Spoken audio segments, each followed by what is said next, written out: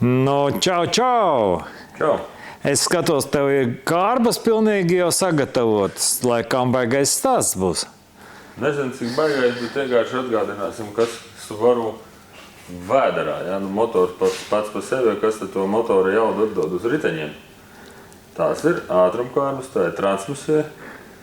Un mazliet uztaisīsim tādu minimālu ieskatu cilvēkiem, kas brauc ar patreiz pieejamo, modernāko CVT transmisiju vai Tronic, kas ir, un saprast, kas tur iekšā pašā kārbā ir, kādi defekti mums ir bijuši un kādi ir risinājumi, un vai tas ir dārgi, nav dārgi, vai vajag pirkt vai nevajag pirkt ar tādu ātrumkārbu mašīnu. Nu, kur šeit es esmu uzskatām, piemēram, nolicis vecā labā mehāniskā ātrumkārba. Šitā ir mehāniskā. Jā, mehāniskā ātrumkārba. Nu, kā sakot, tur plusu ir daudz, ir tikai viens mīnus. Ir pats vadītājs, kas māk ar viņu braukt vai nemāk, vai spēj viņu izmantot tā kā vajadzētu izmantot vai nespēj, jā, bet viņi ir prasta kā 2 eiro, ja, tur nekā tur nav, jā, vienkārši stepcelējām brauc, ja, tur priekšā starp motoru un kārbu atrodas sajūgs, kas mēdz tur nojukt, tur izslīdēt, ja. Vēl kādi defekti mehāniskām kārbām mēdz šie te pilnpiedziņas, šīs te muftas mēdz vienkārši sākt ķīlēt, ceļš tas ir Foresteriem un Impreza VRX, ja, tur, nu, šī ir detaļa, kas nodrošina to slaveno 50/50 sadalījumu ar pasiem. Tad jau vēsturē, bet tomēr uz ielas daudzi mašīnu, kas ir aprīkotas ar automātisku ātrumkārbu. Nu, tāpēc mazliet jau var redzēt nodalījums ātrums. Pašā galā ir pilnpiedziņas nodalījums, ja, kur būtībā elektriski tiek vadīta eļļas plūsma, eļļas spiediens, un tāpat kā šeit pārslēdz mehāniski, tā tur hidrauliski viss tiek saslēgts un mašīna brauc uz priekšu. Nu, tur vairāk vai mazāk mīnus ir tikai tas, ka tā mašīna nav tik ekonomiska, tik efektīva ar tām mašīnām, kas tagad mūsdienās jau ir, nu, cik mūsdienās, sākot jau ar 2009. gadu, Subaru parādījās CVT ātrumkārba. Tā ir, paskaties, šāda te, knapi var pavilkt uz ratiem. Vizuāli paskaties, viņa ir tā kā Boeinga dzinējs. Tur ir 2 kārbas. Nu, manuprāt, liekas, ka tas pats. Lūk, šitik viņa liela ir.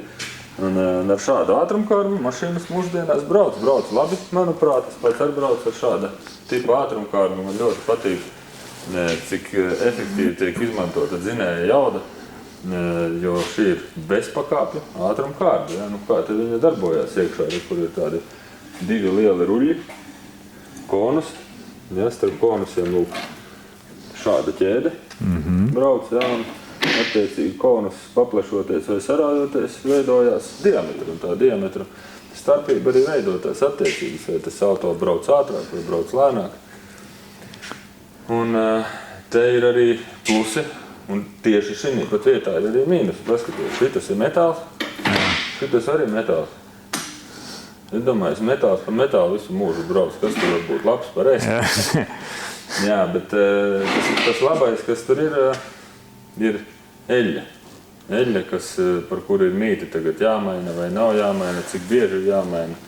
Un es pats esmu vairāk vai mazāk interesējies par to, par tiem visiem lēstēm, jau kārtēju reizi atgādinu šo te slaveno tekstu, tad pirms saprast, vai kāda eļļa ir jāmaina, noskaidrojiet, kāda eļļa ir jūsu mašīnai, mēģiniet atrast to eļļu pie tirgotājiem un aprakstā saprast, ko tirgotājs saka, cik jāmaina. Tātad, ja kaut kur tirgu būs pieejama eļļa, kura nav jāmaina, droši varat pirkt, vai iekšā viss būs labi. Ja tāda eļļa nav pieejama, es uzreiz varu pateikt, tāda nav pieejama, tad izlasiet aprakstu, parasti tie ir 40 līdz 60 tūkstoši, ko rekomendē mainīt. Jā, un kas tur par brīnumiem notiek? Tad šeit šī ķēdes virsma saskarās ar šo virsmu, un tieši pateicoties eļļas īpašībām, ja, viņa ar šo te metālu, nu, burtiski nesametinās, nesāk graust viņu. Ja, nu, ar laiku, protams, kaut kādi mazi dilumi un kaut kas tāds parādīsies, ja, bet lai tas nenotiek tikai eļļas pēc, lai tas ir tieši nobraukuma pēc vai kaut kādas slodzes pēc, Jā, un starp citu, daudz, kur internetā ir pieejams, piemēram, kad eļļu mainīt iesaka tad, ja mašīna brauc paaugstinātas slodzes apstākļos. Kā tev liekas, kas ir paaugstināta slodze? Ko cilvēks klasiski domā? Vai offroads kaut kāds, vai kaut kāds aizsals ledus ezers? jā, tie ir šie divi klasiski piemēri, tur kaut kādi dubļi, kur ir mašīnai vairāk jāspolē, attiecīgi vairāk šeit uzkarst arī šis, iedomājies, ja tu spolē šeit sāk karst viss, jā, un tā eļļa vairs varbūt nespēja tik labi funkcionēt. Bet nedrīkst aizmirst arī par mūsu pilsētu vidi, kas īstenībā arī ir tomēr smagi apstākļi. Kāpēc? Tāpēc, kad iedomājies šī te smagā detaļa svar kaut ko, pati mašīna kaut ko svar, dzinējs, rites pretestība, viss tas ir 1,5 tonu smags metāls, plus iekšā ir viens cilvēks, 2, 3 vai 5 bagāža, pieņemsim vidēji 1,5 līdz 2 tonnas, sastrēgums, un tu izkustini, piemēram, tās 2 tonnas, piemēram, 50 reizes vienā pusstundā. Kā tas izskatās? Jā, tad katru reizi šeit visu laiku ir kaut kāda slodze, ja? Un tie arī ir grūti apstākļi, jo kāds ir mīnus uz vietas stāvot mašīnai? Mašīna vairāk uzkarst, vairāk arī šie te dzelži visi uzkarst, vairāk dilst. Attiecīgi, pa pilsētu braukta mašīna, kur teikšu, es taču nebraucu pa autobānu, ātrumkārbai autobānis būtu labāks. Varbūt dzinējiem viņš nav tik labs, ka tur braukt baigojos apgriezienā. Bet ātrumkārbai, ja nav gluži visu laiku pa bāni jābrauc kalnā, tas ir labāks režīms kā pilsēta. Attiecīgi arī braucot pilsētā mašīnai, rekomendēts mainīt tās peteļus. Šis, tieši dēļ eļļām, manā skatījumā ir šo te konusu dilšana, ķēdes dilšana, kad sāk izslīdēt ķēde, ātrumkārba. Šis te korpus, viss šī ir daļa, kas liekas šeit virsū, tur arī ir iekšā eļļa. Šitas ir hidrobloks, kas vada to ātrumkārbu. Šitie ir mazie elektronikas brīnumi, solenoidi. Elektronikas vārstiņi būtībā. Šeit pa kādu kanālu eļļa tiek dot iekšā, un tad tas vārstiņš atver vai vienu kanālu, vai otru, vai trešo, kā ir paredzējusi vadības programma to darīt. Un iedomājies, ja tavā ātrumkārbā visu laiku brauc netīra eļļa iekšā. Visu laiku netīra. Šie te mazie vārstiņi sāks prūst no tās netīrības. Sāks prūst, tu brauc, un spidometrā parādās lampiņa AT oil temperatūra. Protams, cilvēks zvana, man pārkārs ātrumkārba. Nē, šī te lampiņa Subaru nozīmē tas pats, kas dzinēja check engine, tikai ātrumkārbais tas check engine ir tieši AT oil temperatūra. Protams, ir arī izņēmuma gadījumi, ka tā eļļa var uzkarst, bet es pagaidām neesmu ar tādu saskāries, ka tieši eļļa ir uzkarsusi un nekas cits nav noticis. Parasti tas ir kāda elektroniska ķibele, kāds no šiem te vārstiem neiet. Jā, mašīna turpina braukt, bet viņa ziņo, nav labi. Un tas ir no parasti netīrām eļļām vai dažkārt pat nepareizām eļļām. Tur ir ļoti būtiska lieta vispār Subaru transmisijās, gan mehānikā, gan automātos, gan visur ievērot prasības eļļām. Ja to izdara, eļļu nomaina pilnvērtīgi, es par šiem te vairāk kā 20 gadiem es novēroju to, ka tur, kas tām mašīnām, kur tiek veikta šī te apkope, dzīvo tā kā labāk. Tas viss, protams, gadās kādreiz kaut kādu varbūt smagu piekabi, vai kādi super smagi apstākļi, vai kāds ritenis pārsists un dabūju nobraukt to 5 kilometrus, tāpēc, ka nebija variantu. Var tā visu darīt, tikai jāatcerās, ka varbūt pēc tādām īpašām reizēm negaidīt ne tos 40 000, ne tos 60, nomainiet uzreiz, jo tā eļļa varbūt ir uzdegusi vai tur nepareizā kaut kādā režīmā nostrādājusi. Jo bija visu laiku tāds priekšstats, dalījās. Viena teica, ka eļļa ir jāmaina kārbā, otra teica, ka labāk kārba neaiztikta, labāk tur neko nemainīt. Jā, šī ir tāda kārba, kurai no ražotāja ir informācija lifetime, tad es dažādos avotos esmu uzzinājis, ka tas paredzamais darba mūžs viņai neko nedarot ir apmēram 250 000, kas arī varu teikt, plus mīnus tā ir, jo mašīnas ar tām ātrumkārbas problēmām atbrauc apmēram ap to nobraukumu 250–300 000. Un, kā likums laižot ārā eļļu, viņa vairs nav smuki, teiksim, tāda zeltaini zaļa, tā CVT eļļa ir oriģināla, bet viņa ir vai nu brūna, kas varbūt nav sliktākais variants, bet ir bijušas reizes, ka tā kā ārā, kā kārtīga dīzeļa eļļa kaut kāda melna. Nu, no kā viņa var šeit kļūt melna? Nu, tikai no metāla diluma, tikai no pārkaršanas un no tādām lietām. Un, attiecīgi, laižot tādu eļļu ārā, es cilvēkam saku, jā, eļļu mēs varam samainīt, bet es nezinu, vai tas viss nostrādās.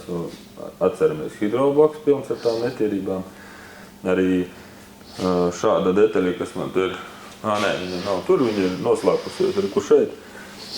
Arī tur tāpat eļļa strādā, tas ir sajūgs, hidrotransformators. Ja, pēc būtības šī ir tā detaļa, kas sajūdz dzinēju ar ātrumkārbu, un arī šai ir vajadzīga tāpat eļļa, un visur ir tā netīrā eļļa. Ja, vai tā jūs gribat braukt, jautājums. Jā, bet, ja tā grib braukt, tad tur arī rodās tā varbūt neslava, ka tā kārba nav uzticama vai kā citādi, jo kāds ir nobraucis pirmos 100–150 tūkstošus, nav bijis pieprasījums no servisa, teiksim, kad jāmaina tā eļļa, tā arī nemaina, mašīnu pārdot, nākamais nemaz nezin, vai ir mainīts vai ne, un nezin, vai ir jāmaina, un turpina braukt, un tikai pēkšņi vienā dienā tā kārba pūh, un remonts, teiksim, šāds te nomainīt šos te konusus un ķēdi un kaut kādas vēl lietas maksās 1,5 līdz pat 2,5 eiro. Jā, šķiet varbūt, ka tas ir, daudz, bet arī automātiskās ātrumkārbas kārtīgs remonts nemaksās lētāk. Jā, un arī mehāniskai kārbai galu galā, ja tur būs kaut kādas lielas ķibeles, tas var būs varbūt 1000, varbūt vairāk eiro atkarībā, kāda ir tā kārba, protams, jo tā ir vienkāršāka, jo mazāk, un ja tirgu ir pieejama lietota kārba un ir zināms, ka viņi visi ir labi, lietotām daļām arī labs pieprasījums un kalpo tas viss. Man bišķiņ tāda nesaprašana galvā šobrīd noteikti. Man ir vecais Outbacks. Jā. Vecā kārba. Ir 4 ātrumi uzrādīti. Šitā ir tava, šitāda kārba stāv tā Outbackam. Jā. Un 4 ātrumi. Tur man stāsti par jaunā tipa kārbu, kura pati kaut ko maina. Kur tad ātrumi pazūd? Cik tad ātrumi viņā ir? Ātrumi faktiski elektroniski iestatīti. Tev pēc būtības ir, ka cipariņa displejā parādās, kurā ātrumā šķietami tev tas viss ir, bet ātruma kā tāda jau nav. Viņš ir vienkārši uz priekšu, uz atpakaļ un uz atpakaļ. Viņam nebūs tikpat daudz pārnesumu, sauksim tā, tur nekas baigi tad nepārtinās variātors. Bet uz priekšu, ir 7 tās pakāpes, kurās attiecīgi veiksmīgāk tiek izmantots dzinēja tā veiktspēja, tik pārnest uz riteņiem ar šo te ātrumkārbu. Un mašīna līdz ar ko ir ekonomiskāka. Un es domāju, ka tie cilvēki, kas ir pārkāpuši no mašīnas, ar kuru tu patreiz brauc pa laukiem, varbūt pārlekuši caur vienu paudzi un varbūt jau iekāpuši kaut kādā 2017. līdz 20. gada ražotāja mašīna vēl jaunākās novērotanī displejā. Tie cipari atšķirās ļoti patēriņā, un tas ir pateicoties arī šeit ātrumkārbai. Ja šo te noklusēto faktu par to, ka eļļa būtu jāpamaina, ja viņi varbūt ievērot, varbūt viņi nevar izvilkt uz 500 000, bet ja, piemēram, 250 000 vietā, tie ir kaut vai 400 000, manuprāt, ir tā vērts to izdarīt, apkopi. Jo apkopi, protams, ka mēs taisam un iesakam mainīt pilnu eļļas maiņu, plus arī eļļas uztvērājumu filtru, kas ir, tad būtībā tā eļļa ir pa, tuvu 95%, ka viņa ir visa nomainīta. Paliek hidrotransformatorā kaut kāda daļa eļļas un kaut kādos tur kanāliņos, kaut kādos vietiņās tur saglabājās, bet lielos vilcienos tiek nomainīta eļļa, un ja ir atbilstoša, tad jau viss ir kārtībā. Tas nav pagaidām tāds baigais vilnis, bet vismaz mašīnas 4 ir bijušas. Eļļu ielēja nepareizā atverē. Es domāju, pieņemsim, kur šeit var ieliet eļļu. Jā. Bet arī šī korpusā ir atveres, kurā var ieliet. Un iegāž eļļu šeit pie CVT eļļas, ielējuši parasto reduktoru eļļu, kas ir, tur nedara. Un atbrauc mašīna ar beigtu reduktoru. Un tas arī ir tāda nianse interesanta, kad kaut kur cilvēki varbūt neapskatās vai varbūt pasteidzās. Nedomā, ka tā ir kaut kāda ļauna pieeja vai kā citādi, bet prasās mazliet informāciju palasīt, paskatīties, un arī pēc tādas kārtīgas eļļas maiņas prasās arī uztaisīt elektroniski apmācību, piedzīt visus datus. Tas pacēlē notiek jāuzsilda kārba un tā tālāk. Daudzas lietas, kas ir jāievēro arī procesā, lai tas būtu izdarīts pilnvērtīgi. Jā, starp citu, nesen bija arī ātrumkārba, kurā vienkārši eļļas līmenis nebija ielietas pareizi. Jo to ar cilvēku izrādās, nezinu, ka nav vienkārši korķi atskrūvējam un ielējam, bet tur ir vēl dažas nianses, kas ir jāievēro. To es droši vien diez vai šajā video varēšu izstāstīt. Tur ir būtībā jāparāda, jāpieslēdz sistēma testeris, lai varētu redzēt visu procedūru, bet tas ir tas, kas ir jāievēro.